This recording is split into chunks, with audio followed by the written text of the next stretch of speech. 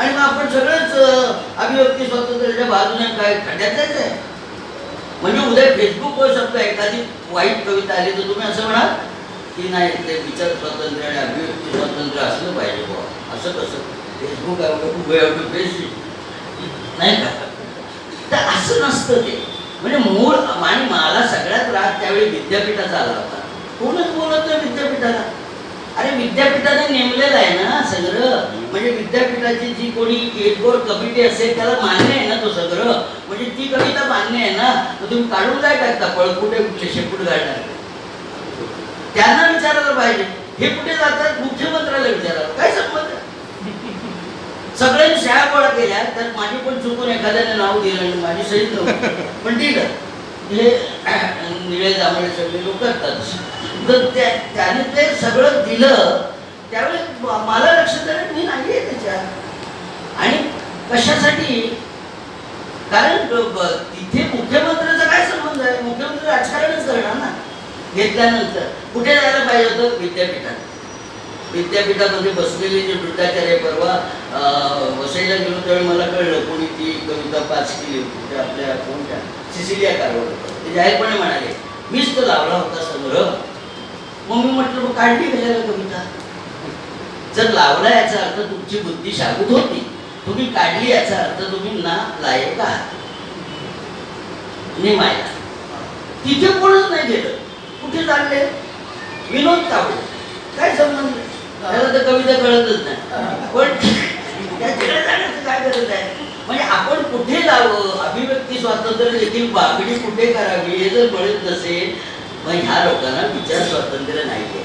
मुळात विचार स्वातंत्र्य फक्त असेल तर अभिव्यक्ती स्वातंत्र्यावर उभे राहा. आणि म्हणून ह्या सगळ्या गोष्टी होतात. त्यामुळे आशय आणि अभिव्यक्ती ही जी गोष्ट आहे ही जर मुळात संकल्पनाच माहिती नसेल तर तुम्ही कविता नावाची गोष्ट कसं काय लिहिण्याचं धाडस करू शकता. म्हणजे आम्ही जे लिहू तेच कविता.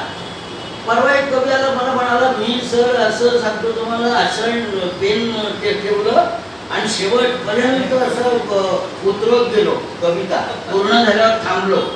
म्हटलं मध्ये थांबलं असतं बरं झालं असं. याला काय उत्स्फूर्तता आहे भाग आहे हो कवितेचा. उत्स्फूर्तता हे कवितेचं लक्षण नव्हे.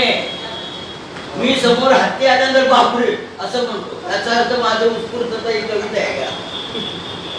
आई आणि बापरे हे उद्गारवाचक असलेले सगळे शब्द नाहीतर कविता होती. त्यामुळे उत्स्फूर्तता हा कवितेचा अंग नाही. पहिल्या दोन ओळीत सुचतात हो. पहिली एकच ओळ सुचते. प्रामाणिकपणे सांगा ना तुम्ही. पुढे सगळं कला घाट बनवता तुम्ही. तुमच्याकडे रसायन आहे. कविता इथे chemistry it is not physics. कळत नाही ती केमिस्ट्री आहे. आणि त्यामुळे पहिल्या दोन ओळी सुटल्यानंतर पुढे तुमच्या रसायनाने ते सगळं पूर्ण होतं. त्यामुळे उगाच कमी सांगतात की आम्हाला असं पुरलं आणि तसंच पुरलं वगैरे. काय पुरलं कसलंच पुरलं. तू खाल्ल्यानंतर पोट पण पुरण. ह्याला काय अर्थ आहे का. कलेशी तुम्ही स्वतः आधी प्रामाणिक आहात का हा पहिला मुद्दा आहे. आणि मग कशावरही लिहा तुम्ही. असं नाही म्हणत आम्ही की आशय कुठलाही असू शकतो. पण अभिव्यक्ती त्या आशयाच्या अनुरूप करा एवढं आमचं म्हणणं असतं. आम्हाला कळतं पाहिल्यावर की ही कविता बसलेली आहे. ही कविता वाईट आहे. आपण कवी संमेलनात मागे बसतो दुर्गेसाठी सांगतो अरे रे गेला 5व्या वडीनंतर गेला. हे का कळतो. आता ह्याचं काही पुस्तक आहे का. हे तुमच्या आतल्या कवितेच्या प्रामाणिक जाणीवीतून तुम्ही सांगता की ते बरोबर नाही. तिथे सांगता येणार नाही तुम्हाला की असं असल्यामुळे हे असे झाले. तो कार्यकारण भाव नसतोच कवितेत. तर कसं सांगणार. कार्यकारण भाव तार्किक असं काहीच नसतं. पुन्हा एक 3 गोष्टी सांगतो तुम्हाला. तार्किक अतार्किक आणि तर्कातीत अशा 3 गोष्टी जगामध्ये आहेत. तार्किक गोष्ट जी असते त्याला कार्यकारण भाव असतो. मी माईक घेतलाय म्हणून माझा आवाज तिथपर्यंत जातो. माझा आवाज तिथपर्यंत जातो हे कार्य आहे आणि कारण आहे कारण मी याच्यातनं बोलतो. त्याला म्हणतात लॉजिक मराठी भाषेत. आणि जो तर्क आहे हा तर्क असलेल्या गोष्टीमध्ये कविता होत नाही. त्याचं कारण कविता कधी निष्कर्ष सांगत नाही, सारांश देत नाही, खाली अंडरलाईन करून करत नाही, उपदेश करत नाही, कुठल्याही प्रकारचं. कविता ही अनेक अनेक अर्थाची शक्यता देते हो. अनेक अर्थाच्या ऑक्टोपस नावाचा प्राणी आहे ना, त्याच्या हजारात असतात ना. तुम्ही म्हणाल का त्याचा हा डावा आहे आणि हा उजवा आहे? ऑक्टोपसचा डावा उजवा हातच नाही. तसं तुमचा अनुभव तर शक्यता दाखवतो. बघा इकडे पण आहे, असं पण आहे, असं पण आहे. तुम्ही जर असं काढलं उपदेश म्हणून कवीने लवकर मरू नये असं जर कवितेत कोणी दिलं तर याचा अर्थ ते सीमित झालं. तर कवीला हे म्हणायचं आहे, आम्हाला ऐकच मिळालं या कवितेत काय से आहे. बरेच जण सांगतात काय हे काय दिले त्याचा संदेशला काय म्हणतात ते काय म्हणायचं आहे. हा मेसेज काय दिला, मेसेज कसला दिलाय व्हॉट्सअपवर देतात. कविता नाही देत मेसेज. कशाला मेसेज दे, ती असते रे कविता. आता सूर्य असतो तो काय मेसेज देतो तुला लवकर उठा असं सांगून, पण 10 वाजेपर्यंत लोळतो आपण. तसं काय नाही, मेसेज काय उपयोग. कविता मेसेज देत नाही, त्यामुळे तार्किक गोष्ट कविता होत नाही. तर्काच्या अतार्किक म्हणजे तर्क ज्याला लागत नाही अशी पण कविता होत नाही. हा कुठल्याही अतार्किक गोष्टी या कवितेचा नाही.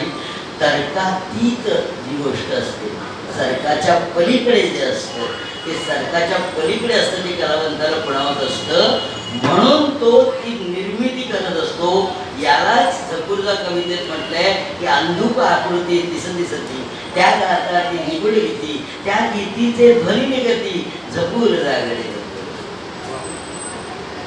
तुम्हाला दिसतं ना, कोणीतरी असं प्लॅटफॉर्मवर पडलंय, त्या दिवशी परळ लोअर परळला काहीतरी झालं ना, तेवढ्या कविता लिहिल्या लोकांनी, प्रचंड कविता लिहिल्या. आणि त्यात ते नवीन पिढीचे बरेच होते. हा म्हणजे नवीन पिढी जुनी पिढी म्हणजे काय, मी सुद्धा आत्ता लिहितोय म्हणजे मी कुठला मग मी समकालीनच आहे ना. माझ्या वेळी सुद्धा मी सध्या लिहिताना बुजवायला लिहितच होते. त्यामुळे तुम्ही असं कसे गॅप पाडू शकता. मी नवीन पिढी आहे, जुनी पिढी आहे, मध्यम पिढी आहे, वाया गेलेली पिढी असं नाहीये रे बाबा. मी अजून कविता सगळं लिहितो, मग तुम्ही विकतच नाही घेणार मागच्या पिढीचे त्याला वाचायचं असं नाहीये. ते कविता ही अखंड वाहणारी नदी आहे. तुम्ही कशाला त्याची हौद करता, हौद करूच नका. ते पाणी आहे, ते जीवन आहे. आणि त्यामुळे कविता लिहिताना आपण किती प्रामाणिक आहोत हे सगळ्यात महत्वाचं कवीने पाहिलं पाहिजे. आणि मला प्रचंड आक्षेप आहे, म्हणजे कसा मला चीड येते आतून कधी कधी. परवा पुण्यात एका कवी नसलेल्या लोकांचं कविता तुम्ही सादर केलं 2.5 तास. कशासाठी? याला सुमासम असं म्हणतात, सुरळीत मानवी संबंध. सुरळीत मानवी संबंध हा माझा शब्द आहे. का तर तो जो माणूस आहे तो कुठेतरी पुरस्कार देईल ना तुम्हाला, कारण महाराष्ट्रात सगळ्या पुरस्कारावर तो आहे. मग त्याच्या कवितेचा कार्यक्रम केला की आपल्याला पुरस्कार मिळणार. वडोदराच्या साहित्य संमेलनात काय झालं, तेच झालं ना. आम्ही तुमचा कार्यक्रम करतो, तुम्ही आम्हाला वडोदराच्या कार्यक्रमात निमंत्रित करा. हे काय चाललंय नवीन पिढीचं, याचं उत्तर द्या मला. हे तर आम्ही कधी केलं नाही. आम्ही कधी असं केलं नाही. आम्ही काय करायचं तुम्हाला सांगतो. आम्ही प्रत्येक आमच्या वडील कवीच्या घरी जाऊन पायाशी बसून सगळ्या कविता ऐकायचो त्यांच्या. हे संस्कार आहेत आमच्यावर. त्यांच्या पायाशी बसून ऐकलेले आहेत. करंदीकरांच्या, बापटांच्या, तुम्हाला माहिती आहे इंदिरा संतांच्या, कृप निकुंभ. कुणाला माहिती आहे कृप निकुंभ? सांग बरं. वाचत नाही ना, त्याचा हा परिणाम आहे. कारण तुम्ही गप्प बसता. घाल घाल पिंगा वाऱ्या माझ्या परसात, हे ज्यांनी लिहिलं त्यांचं नाव कृप निकुंभ. त्यांच्या घरी बेळगावला जाऊन बसलोय आम्ही. हे आम्ही कशासाठी केलं? त्यांचा राग होता म्हणून. पण तुम्ही जुने झालात, आता काय संबंध आहे तुमचा? अरे नाही आहे. त्या माणसाच्या कविता 2 ओळी अजून मला जर आठवत असतील तर तो अजून आहे. हीच दे. ज्ञानेश्वर अजून आहे, तुकाराम अजून आहे, जराबाई अजून आहे. अरे अरे विठ्या मूळ मायेच्या कारट्या, असं विठ्याला म्हणणारी जनाबाई जी आहे ना, ही पहिली स्त्रीवादी कविता आहे. लक्षात ठेवा. आणि तुम्ही स्वतः डिंगरा मिळवता. एक डोंबोलीची स्त्रीवादी, एक वसईची स्त्रीवादी. हे काय चाललंय? स्त्रीवादी. मुक्ताबाई पहिली कविता आहे. मुंगी उडाली आकाशी, तिने गिळले सूर्याशी. अशी अभिव्यक्ती करणारी मुक्ताबाई तुमच्या आत्ताच्या कवयित्रीच्या पाय पुढे आहे. त्यामुळे तुम्ही कुठे दंडक लावताय? दलित कवी तर माझा राग आहे की त्यांना वामनराव कर्डक का माहिती नाही. दादा कर्डकांचा सगळे डीएनए आहे सगळं याच्यामध्ये, आणि दादा कर्डकांच्या पायाशी जाऊन आम्ही नाशिकला कविता ऐकलेलं. मला आत्ता पाठ आहेत सगळ्या दादांच्या कविता. हे माझं पाठांतर चांगलं म्हणून नाही सांगत, प्रेम आहे. असं जर कवितेविषयी इतका प्रामाणिकपणा असेल ना, तर मग तुम्हाला बोलण्याची गरजच नाही की हे असं होतंय, ते तसं होतंय, ते तसं होतंय. आणि प्रत्येकाचा जीवनाकडे बघण्याचा दृष्टिकोन वेगळा आहे. त्यामुळे रोमॅन्टिक कवी वाईट, पुरोगामी कवी फार मोठे, चुकीचं आहे. चुकीचं आहे हे पुन्हा हाऊस बांधणं झालं. अरे प्रेम हा सुद्धा एक मोठा विषय आहे. प्रेमामुळे आपण इथे बसलोय. हो, तुम्ही संकल्पना संकुचित करताय. प्रेम नावाची गोष्ट विनोबा भावे म्हणाले की पृथ्वीची निर्मिती प्रेमातून झाले आणि पृथ्वीचा विलय सुद्धा प्रेमातच होणार आहे. हे विनोबांचं वाक्य. विनोबा भावे वाचत आहे नवीन पिढी. असं नाही ते. त्यामुळे गंमत अशी आहे की कविता नावाची गोष्ट सगळ्या जीवनाला व्यापून आहे. त्याचे तुम्ही तुकडे नका पाडू की ही स्त्रीवादी आहे, ही कम्युनिस्ट पार्टीची आहे, ही पुरोगामी आहे, हा गझलवाला आहे, त्यातही गझलचे शेकडो पंथ आहेत. असं नका करू. असं नका करू. मी कविता लिहितो असं म्हणा, आणि मी कविता अजून लिहिण्याचा प्रयत्न करतो असं म्हणा. मला एकदा मला कधीच विचारलं तुमची सगळ्यात आवडती कविता कुठली? त्याला वाटलं मी 10-12 सांगेन. मी म्हटलं मला अजून लिहायची आहे. आता हे जोपर्यंत तुम्ही इतके तृप्त आहात की झाले बाबा 2-4 सत्र झाले आणि 100 सत्राची आवृत्ती करून संग्रह संपला असं पण म्हणणारे लोक आहेत. त्या बडोद्याच्या सत्रामध्ये कोणीतरी एक नंतर फेसबुकवर टाकलं होतं, आभार बडोदेकरांनो, आभार, माझी सगळी आवृत्ती संपली. आणि किती पुस्तकं होती? 3च. हे काय भानगड आहे? मोठा कवी येतो मराठीत. हे काय आहे? हे आधी सोडा ना.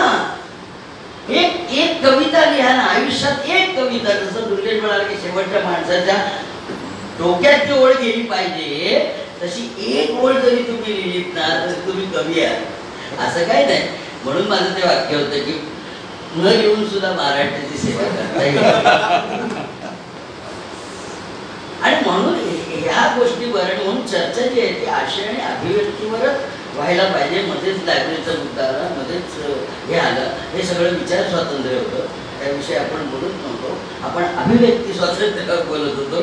चित्रकार बसलेले आहेत, त्या कलेविषयी बोलूया ना आपण. जी कला माणसाला समृद्ध करते. लक्षात ठेवा, पशुपासून माणूस वेगळा झाला याचं कारण त्याने कला निर्माण केली. इथे 10 डुक्कर बसले आणि ऐकतात असं झालं कधी? बैल सुद्धा बघतो इंद्रधनुष्याकडे, त्याला इंद्रधनुष्याने कडपाचा. पण आपण इंद्रधनुष्याकडे पाहिल्यानंतर दुसऱ्या लागतो ते बघ का? ती काय एकट्याची गोष्ट आहे बघण्याची, लपून बघण्याची गोष्ट आहे. इंद्रधनुष्य हा समभाव आहे. सह इथं जे असतं ते साहित्य असतं. सहहित. आणि म्हणून हे नको, गट नको. हल्ली ते सगळं झालेलं आहे. फार गट आहे आणि त्यात काही टारगट आहे. असं होता कामा नाही असं मला वाटतं. आणि म्हणून ही चर्चा फार महत्वाची आहे.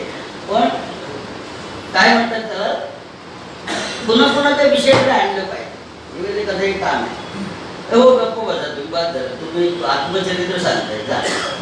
मगाशी बोललं की आत्मचरित्र सांगतो मी, असं केलं मी तसं केलं. मी काय नाही, मी कवितेविषयी बोलतो. तर कवितेविषयी बोलण्याचं धाडस पण एक लागतं. कविता मी लिहिले नाही एक म्हणून मी बोलतोय, नाही तर माझी शामत नाही आहे बोलायची कवितेविषयी. कवितेविषयी बोलू पण नाही. पण मी 10 साल मला माहिती आहे थोडंसं म्हटलं की आपण अशी ठावे ते जनाशी सांगणार असं जे होतं ते त्यासाठी होतं.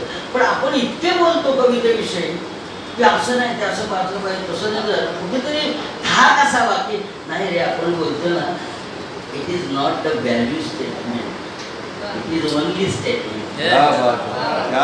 प्रतिक्रिया आणि प्रतिसाद याच्यामध्ये फरक आहे. There is a difference between reaction and response. आपण रिस्पॉन्स द्यायला हवा ना, आपण प्रतिक्रिया देत असतो. आणि कुठल्याही विचारवंताला तत्वज्ञ म्हणतो. तत्वज्ञ आणि विचारवंत वेगळे आहेत, लक्षात ठेवा. मत वेगळं, प्रतिक्रिया वेगळी, मल्लीनाथी वेगळी, विचार वेगळा. विचारापर्यंत जो सीमित असतो तो विचारवंत असतो.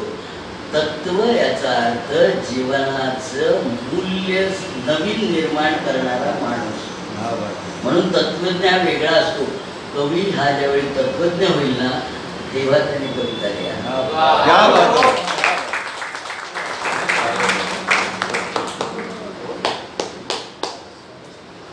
कवितेची निर्मिती, कवितेचा आशय आणि कवितेची अभिव्यक्ती याच्यावर जवळजवळ 1.5-2 तास आपण चर्चा करतो आहोत. आणि त्या सर्व चर्चेचा कळस जो आहे तो बागवे सरांनी दिला आणि एक वेगळ्या उंचीवर ही चर्चा जी आहे ती नेऊन ठेवली. मला वाटतं अशोक गुप्ते सर आणि माझं बरीच चर्चा यावर झाली होती आणि त्याचं उत्तर जे आहे ते जे अपेक्षित होतं ते अपेक्षित उत्तर आम्हाला आज इथे गवसलेलं आहे. यानंतर लगेचच आपण कवी संमेलन सुरू करणार आहोत, पण एक 5 मिनिटाची आपण विश्रांती घेऊया.